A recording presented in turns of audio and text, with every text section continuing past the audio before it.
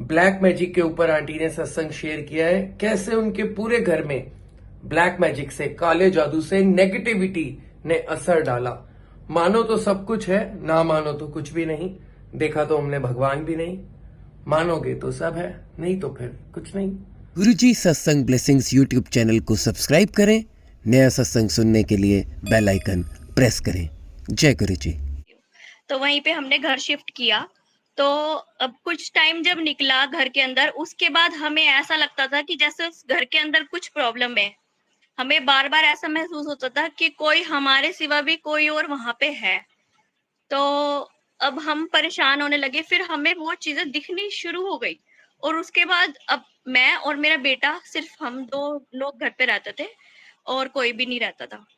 तो अब हम परेशान होने लग गए, हमें वो चीज़ दिखनी भी लग गई, आवाज़ें भी आने लग गई। तो अब हमें समझ में नहीं आ रहा था कि हम क्या करें। फिर हमने हार के, मतलब मैं गुरुजी को बहुत बोलती थी कि गुरुजी ये क्या है, मुझे समझ में नहीं आ रहा, आप देखो। जैसे ही मैं गुरुजी का जल डालती थी उस रूम के अंदर, तो ठीक लगने लग जाता था। और कुछ टाइम के बाद फिर दोबारा से हम परेशान होने लग जाते थे। मेरे बेटे की और मेरी हार्ट बीट बहुत तेज चलने लग जाती थी। और हम रात को टीवी चला देते थे, 3-3 बजे पूरी-पूरी रात जागते रहते थे, इतने परेशान हो गए। फिर मैंने हार के, समझ में नहीं आ रहा था कि अब क्या करें। फिर मेरे ऑफिस में एक भैया थे, वो मतलब पंडित थे। तो मैंने हार के उनसे पूछा, मैंने कहा कि अगर हम आपसे पूछे तो आप कुछ बताओगे? तो उन्होंने बोला कि हाँ जी। फिर मैंने उन्हें थोड़ी प्रॉब्लम बताई कि ऐसे-ऐसे हमारे घर में ऐसी प्रॉब्लम चल रही है।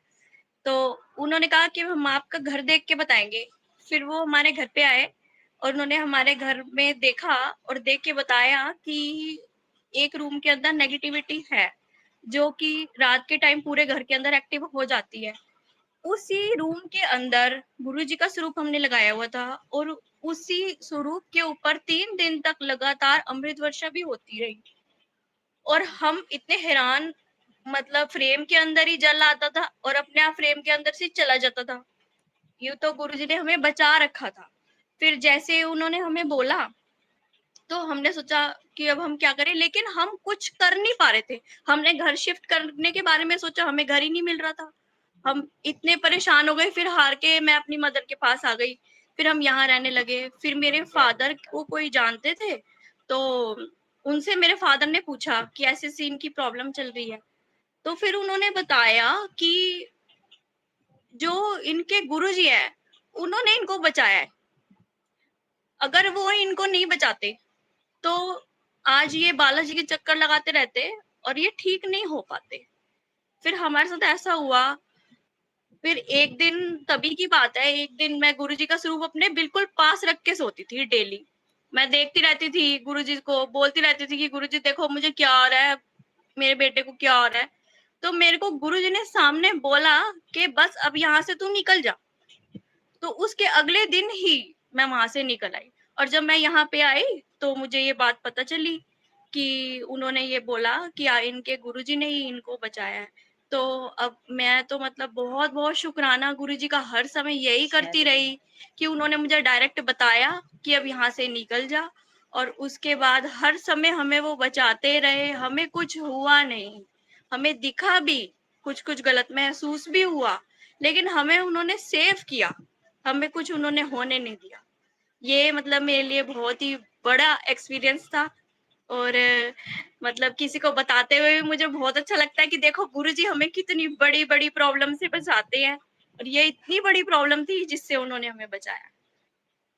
तो मैं, ये तो मेरी मदर है। जय गुरुजी, नितिन अंकल जी। मैं जय आपका गुरु रोज़ जय। सत्संग सुनती हूँ, मुझे बहुत अच्छा लगता है। भैया मेरे को 2-3 दिन से मदर कह रही है कि तू अपना ये सत्संग ज़रूर शेयर कर, कि भाई ये लोगों को पता होना चाहिए कि गुरुजी कितने हद तक जाके हमें बचाते हैं और हमें कुछ होने नहीं देते।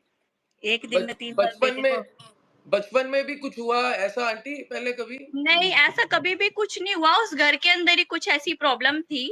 अच्छा, अब आप इधर इधर आए हो तो यहाँ पे आप अच्छा फील करते हो मम्मी हाँ के जी, यहाँ? हाँ जी, वैसे मैं यहाँ पे आती-जाती रहती हूँ। वैसे रहती वहीं पे उत्तम नगर में। तो तो अब अभी आप उसी घर में हो? नहीं, फिर हमने घर चेंज कर लिया। अच्छा, हाँ तो जी, हाँ जी, नए घर में दिक्कत नहीं है?